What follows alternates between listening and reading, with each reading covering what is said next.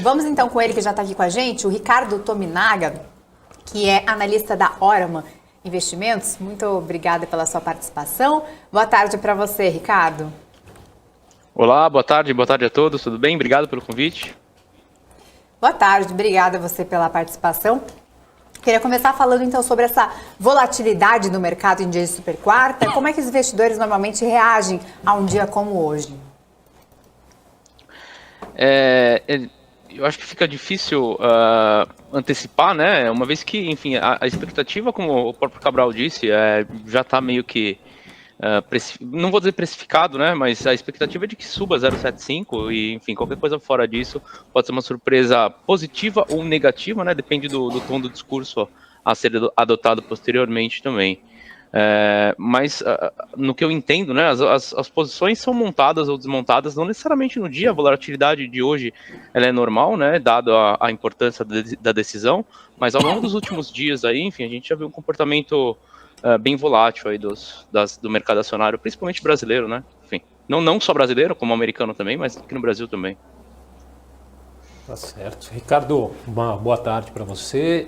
Então, qual que a gente pode dizer aí que são as melhores estratégias aí, então, para operar nesses momentos, né? A curtíssimo prazo é a melhor opção aí, ou o swing trade aí com ativos prejudicados aí pela decisão pode ser melhor, né? Para que tipo de ativo costuma se olhar nessa situação aí, nessas situações? Quando a gente fala nesses ambientes voláteis, né? A minha sugestão, mas aí fica uma decisão pessoal, um critério pessoal meu, né? Eu prefiro olhar para diminuir o fractal, né? Com que a gente está olhando o mercado, os gráficos, né? Enfim, e a tentar aproveitar oportunidades, eventuais desequilíbrios entre oferta e demanda no curto prazo, tá? Até porque também, eventualmente, dada a alta volatilidade, né, os ativos nem sempre, até mesmo os que tendem a se beneficiar no longo prazo, às vezes oferecem oportunidades aí de curtir. E aí vamos falar de day trade, né, especificamente, ou swing trade, trades mais curtos, oferecem oportunidades aí, enfim, para entrar e para sair diariamente, né, enfim, constante. Mas aí depende também da característica de cada ativo, né, existem ações, por exemplo, que elas funcionam num tempo diferente, né, então uma entrada e uma saída, por exemplo, que num ativo, vamos falar em termos percentuais, num ativo super volátil, como por exemplo os ligados a commodities, vamos usar o exemplo da Vale, por exemplo, ou Itaúsa, que num outro oposto é pouco volátil, né? Ou até mesmo as elétricas. Então fica mais fácil aí, enfim, privilegiar ativos com maior volatilidade nesse tipo de cenário e trades mais curtos, né? Seja day trade ou swing trade. Maravilha. Ô Ricardo, você acha que tem aí uma chance, porque acho que eu vou morrer sozinho nessa, ainda de ser meio no dia de hoje? Meio lá fora, né? Lá fora. Você acha que tem? E se vier 0,75, como é que a Bolsa reage nos Estados Unidos e no Brasil? Quer dizer, tudo bem, vai vir dentro do esperado, né? Mas também vai confirmar aquele tom mais hawkish da política monetária. Você acha como é que vai reagir a Bolsa? E qual que é a tua opinião? Se vem meio, se é possível vir meio também. Eu acredito ser improvável vir meio, eu acredito que se vier meio a reação vai ser positiva, pelo menos num primeiro momento, né? Mas aí vai muito do discurso que vem depois, né? Ao contrário, vir meio pode ser interpretado também como não está sendo austero o suficiente para lidar com o ambiente de inflação. Então, num primeiro momento, talvez sim, seja benéfico para o mercado de ações, não só nos Estados Unidos, né, como em outros mercados, mas, enfim, num segundo momento é necessário avaliar o tom do discurso. Vim 0,75, eu acho que é o que já está precificado, mas também aí vai do que vai ser dito depois, né, do porquê do 0,75, e o Fed ele vai mudando o discurso aos poucos, né, ele vai enviesando a decisão, enfim, ele vai preparando o mercado, até para não ter surpresa, enfim, eventuais excessos de volatilidade, se é que pode se usar esse termo, né? Mas ele vai enviesando o discurso, enfim, até que de fato chega na decisão. Eu acho que já está, resumindo, eu acho que 0,75 já está no preço, mas enfim, depende de como ele vai enviesar o tom do discurso que vai vir depois. E qual você acha que, Ricardo Cabral aqui, meu amigo, qual o discurso que você acha que vem? Você acha que ele vem light, que ele vem perdido? Perdido que eu digo, diretoria rachada? Eu acho que o diretoria rachada, eu acredito que não seja, até, né, enfim, pensando no eventual impacto que isso vai ter, como você disse, né, precificando os juros de 3,5, 3,75 até 2024, eu acho que, enfim, não é uma eu vou chamar de decisão, né, entre todos eles, mas não é rachar o discurso nesse momento. Eu acho que criaria mais um ambiente de mais incerteza ainda, porque tudo bem, adotar um discurso hawkish que vai, enfim, que de fato é o que está no preço, é uma coisa, mas gerar incerteza é outra, né? A certeza do hawkish é melhor que a incerteza. Esse é o meu modo de enxergar. Mas o problema é que, diferente do Brasil, o Banco Central americano, pô, eles parecem que cada um mora na casa, maluco. Eles são muito independentes. Meu medo é esse, é rolar um racha lá. Porque aqui não, aqui você vê que eles andam bem em bando. Podem até não concordar, mas eles devem entrar no acordão para evitar problema. Mas lá fora, putz, cada um fala uma coisa no mesmo dia. E semana que vem... Isso que é a incerteza. O perigo é essa incerteza, né? É que, eventualmente, essa discussão, vamos chamar de não combinada, né? Que, de fato, é não combinada, que vai, enfim, se eles não maneirarem no tom cada um dos seus respectivos bancos centrais. Pois é. Não, e semana que vem tem... Não, e Ricardo, semana que vem vai ter discurso de presidente do Banco Central de todo mundo, né? Então, já viu, né? Vai ser a inflação tá muito fora do patamar, o outro nem tanto. Vai ter emoção, né? Uma coisa que eu assumo que eu invejo os Estados Unidos. Por falar em discurso, rapidinho. Eu invejo os Estados Unidos. Lagarde e Jerome Powell acabou a decisão da uma coletiva. No Brasil, o cara só pode falar 5 dias depois, maluco. E nunca é coletiva, é sempre evento. Eu invejo os Estados Unidos e a Europa. Essa independência, acho que é a questão de uma transparência, né? Que é o que o mercado preza, enfim, que é o que o investidor quer saber aí, porque facilita na tomada de decisão, seja para o bem ou seja para o mal, né? E aí a gente está falando também de decisões de outros bancos centrais de Europa, né? Com reuniões extraordinárias, enfim. Então, essa incerteza não é só, acho que, obviamente que os Estados Unidos é o que pauta, né? O fluxo do dinheiro mundial, né? Se a gente pode dizer assim, mas grande parte do fluxo. Mas outros bancos centrais europeus também, enfim, indo nessa mesma pegada hawkish aí, que, enfim, questão de alinhar o discurso também. Eu não sei o quão independente eles são lá, né? Acho que é mais centralizado, mas, enfim, acho que nos Estados Unidos é mais transparente o negócio, né?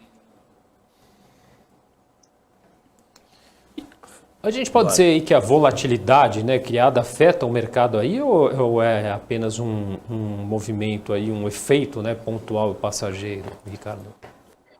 É um efeito, mas eu acho que afeta sim, principalmente o investidor que né, vamos chamar de iniciante, talvez, que não tenha tanta experiência, que nunca investiu num ambiente de crise, por exemplo, que não está, entre aspas, calejado, né? Como a crise de 2008, crise de 2020, por exemplo.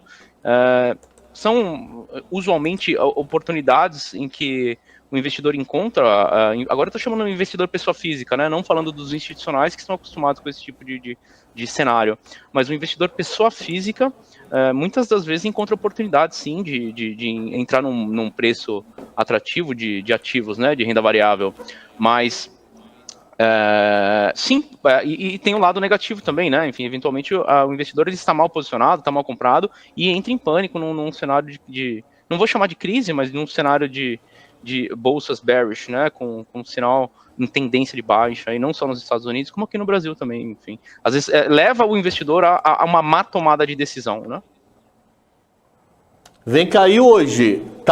Você acha que o índice Bovespa, o vencimento do índice Bovespa está cruzando vol ou a vol é pura lá fora?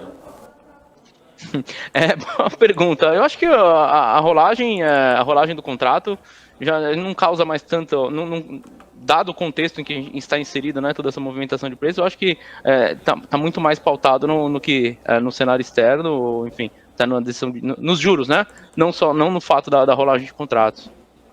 E o mercado antecipou, fez rolagem ontem?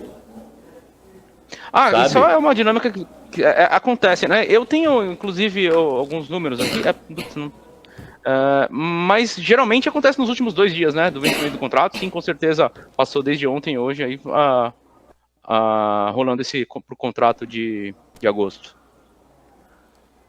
Agora, ô Ricardo, a gente estava discutindo aqui há pouco que com esses juros no patamar que tá, fica difícil migrar para ações, né? Quando costuma atingir esse patamar, raramente eu vejo alguém se arrepender na renda fixa. É só alegria, não é? Como é que você acha aí?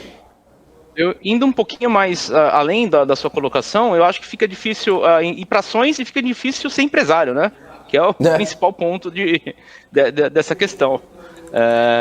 Mas eu concordo, enfim, eu como investidor, eventualmente, pensando no longo prazo, quando você diversifica entre renda fixa e renda variável, o seu portfólio tende a ir a ser alocado muito mais na renda fixa, né? Dado esse contexto aí. Inclusive nos Estados Unidos, né? Enfim, fica difícil encontrar potenciais. As oportunidades diminuem na bolsa, a verdade é essa, né? Perfeito. Pô, não sai negócio de rolagem tem meia hora. Não tô vendo 1,57, eu tô vendo agora aqui, ó. IR1 M22 Q22, dá meia hora que não sai nada. Ou o pessoal antecipou rolagem ou tá com o pé atrás para fazer. Eu diria que antecipou, enfim, mas é uma especulação da minha parte. Sim, pelo que eu vi ontem, mas agora, enfim, não dá pra gente avaliar isso, mas é uma colocação importante aí. Ou deixa expirar ou rola, né? É porque olha só, a rolagem... Né? Não, mas o ajuste da rolagem vai até 5 horas, né? Ele não está formado agora. Ele vai, não é que nem Petax, que 1h da tarde acabou a rolagem. A rolagem hoje vai até o final do pregão. Vai até o final do pregão. Eu digo pelas 3 horas da tarde agora da decisão, né? Enfim, rola ou não rola? Tiveram 1.089 negócios da rolagem e 20 mil negócios no agosto. Não, com certeza. Com certeza tem ou antecipou ontem e o pessoal tá com medo de fazer rolagem, maluco. O que pode trazer uma volatilidade extra aí pro fechamento, né? A partir das 3 às 5, aí pode trazer. Tem bastante fluxo aí, se a gente partir dessa premissa, tem bastante fluxo ainda pra rolar. O pessoal esperando a decisão para ver se compra ou não a operação. Podemos ter uma vol extra da rolagem hoje a partir de 3h30. Vira uma super hiper quarta. Puta aquele esparola, maluco. Hoje está sendo considerado uma mega. Só faltava ter vencimento de opção nessa sexta. E tem, né?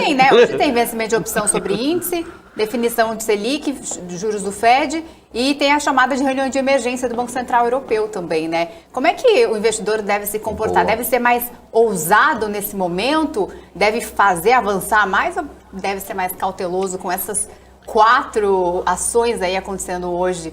Deve pegar o Deus que acredita e se abraçar, mano. Buda, Maomé, o que for. Pega um e se abraça, mano. Essa pergunta leva para a pergunta anterior, né? Que cada vez a renda fixa fica mais atrativa, né? Entrar no app do banco e investir num CDB eventualmente. Mas a Isa levantou bem esse ponto aí dessa reunião fora da agenda do Banco Central Europeu. É preocupante, né? Você tem ali um spread entre os títulos italianos e alemão de 2,4 pontos percentuais, uma baita alta. E aí, será que vai ter um novo calote lá, Ricardo? Você acredita que isso é possível? Quem é a nova Grécia da Europa? É a Itália? Olhando não vou me aprofundar muito na dívida dos países, até porque também não tenho propriedade para isso, não é um mercado de títulos lá que eu acompanho diariamente. Mas eu particularmente, dado o contexto atual, né, enfim, eu não acredito que seja possível um default aí, seja independente de qual país que seja aí. Eu acredito que, enfim, isso seria, acho que o Cabral pode dizer melhor que eu, né, seria um tremendo de um gatilho, né, para uma fuga aí, principalmente de todos os mercados de capitais aí, enfim, eu não acredito que isso seja factível, que permita que isso aconteça, né, na verdade é melhor colocado eu acho forma. Que também não, mas a curva de juros pode empinar absurda, mano. E para piorar, hoje 20% do gás da Rússia que ia para a Itália não vai mais a partir de amanhã. Pô, a inflação de energia dos caras vai explodir em junho com essa notícia a mais. Beleza, meu Deus do céu. O Ocidente fez um erro de cálculo em relação à Rússia que foi brutal. Achou que ia quebrar a Rússia em uma semana. Eu lembro muito analista político que veio aqui, geopolítico, falando assim, não, a Rússia não aguenta uma semana. Aí a gente falava, não é bem assim. O Negrão falava, não é bem assim. A Rússia está acostumada a viver à margem do sistema. Isso daí já deu um mês, já terminou. Tá aí, a Rússia aí com índices econômicos, inflação baixando, rublo subindo, e quem está pagando a conta é o próprio Ocidente. Olha o que está acontecendo no mercado da Europa, né? Então aí por decisões equivocadas do ponto de vista geopolítico, irracionais, decisões tomadas pela emoção, que agora tem efeito prático no mercado financeiro e na economia real. Não, olha só, o New York Times publicou ontem, a Rússia ganhou provavelmente o recorde de 93 milhões de euros em receita das exportações de petróleo, gás, carvão, nos primeiros 100 dias da invasão da Ucrânia pelo país. Foi a melhor coisa que aconteceu para a Rússia. Eu falei várias vezes aqui, isso vai se voltar contra o Ocidente. Vocês são testemunhas. Essas sanções vão se voltar contra o Ocidente. Tá aí. Quem está pagando mais a conta é o próprio Ocidente, por decisões completamente infantis dos líderes dos Estados Unidos e da União Europeia. Gani cantou a bola, é verdade. Desde o começo o Gani falou isso. Olha só essa última frase aqui do New York Times. A receita ultrapassa o que a Rússia está gastando com a guerra. Tá paga a guerra, $1 bi sobrando dinheiro ainda. Acabou. $1 bi ao dia. E tem outro grande beneficiário dessa história inteira aí, que talvez seja China, né? A gente tem que olhar com esse olhar também, que alguém está se beneficiando com esse cenário também, que não é só a Rússia. Sim. Exatamente. Alguém mais? Gani Cabral. A gente tem uma, só para concluir, a gente tem uma pergunta aqui do Felipe, aqui pelo nosso chat, que ele diz o seguinte, uma dúvida, né? Além das divulgações aí de Fed, Copom, também tem vencimento de derivativos de mercado futuro? Estou perguntando, pois o Ibovespa futuro sobe 2,7% e o Ibovespa sobe somente 0,30%. Hoje tem vencimento do índice. Tem vencimento, mas tá muito descasado, né? Essas porcentagens aí, geralmente eu tô andando aqui na minha tela, tá bem próximo aqui, eu tô dando mini índice com 0,66% de alta. Eu não sei, talvez essa informação, eu não sei se, enfim, está comparando. O à vista tá 0,77, o junho 0,69 e o agosto 0,78, tudo colado. Por que não estão subindo iguais? Porque são horários de fechamento diferentes. Aí você tem ajuste de um do outro, mas 69 para 77 é a mesma coisa. É a mesma coisa. Dá uma olhada aí com carinho, Felipe. Não é? Tá certo. Tem pessoal perguntando sobre dólar, bastante gente perguntando de cripto e dólar também. Você fala de dólar também, a tendência é subir. Qual que é a perspectiva aí da pergunta de 1 milhão? Eu não vou nem fundamentar, eu não vou usar fundamentos macroeconômicos para responder isso. Eu sou analista técnico, essa parte fundamental eu vou deixar para o Cabral. Mas, tecnicamente falando, o meu entendimento é que todo esse movimento de venda que a gente teve recentemente no dólar real, né, foi simplesmente um movimento de correção, tá? Eu entendo que, enfim, a tendência do ativo é de alta e, enfim, tende sim a buscar patamares que a gente já viu, né, ano passado, esse ano, enfim, na verdade, desde do auge da crise do Covid-19 em 2020, o ativo testou em algumas ocasiões ali a região do quase R$6, né, mas enfim, eu acredito sim que a tendência do ativo seja de alta e pode retestar esses patamares aí. Agora, fundamentalmente, o Cabral pode explicar melhor, considerando todo esse cenário macroeconômico global, né. Pô, fundamentalmente joga num bolso de maluco e faz assim, pá! E chuta o dólar. Né? Vamos ver. Vamos lá, peraí, deixa eu ver o número. O primeiro número que achar, eu digo que é o dólar. Horário de agora, 4h36. É a tendência do dólar uma semana. Se eu errar, foi o destino. São muitos fatores, né? É bem complicado. Essa aí, são muitos fatores. Aí o maluco lá do PCC acorda de mau humor, fecha Pequim e Xangai. Porque um doido pegou Covid no boteco. Aí ferrou, maluco. Aí esquece, esse dólar descaceta tudo de novo. Esquece. Tá certo. Quero agradecer sua participação, Tominaga, pelos esclarecimentos e debate aqui nesse dia tão importante de Super Quarta. Trouxe um pouquinho do seu conhecimento aqui para fazer essa análise. Daqui a pouquinho, então, tem divulgação do FED, daqui 1 hora, né? A gente vai ficar Não, daqui a 23 minutos. 23 minutos, vai ser 3 horas. 3 horas é divulgação, 3h30 coletivo. Ah, tá certo. Então, daqui a pouquinho. A gente está na expectativa aqui. Obrigada, Tominaga. Boa tarde para você. Eu quem agradeço pelo convite. Obrigado a todos. Boa tarde. Manda abraço aí pra Gilvan, pro Habib e companhia. Pode deixar. Recado dado. Valeu. Vou dar. Pode considerar. Abraço. Valeu, pessoal. Até mais. Boa tarde. Valeu, Tchau. Sam. Valeu, obrigado. Até mais. Bom, a gente vai para um rápido intervalo.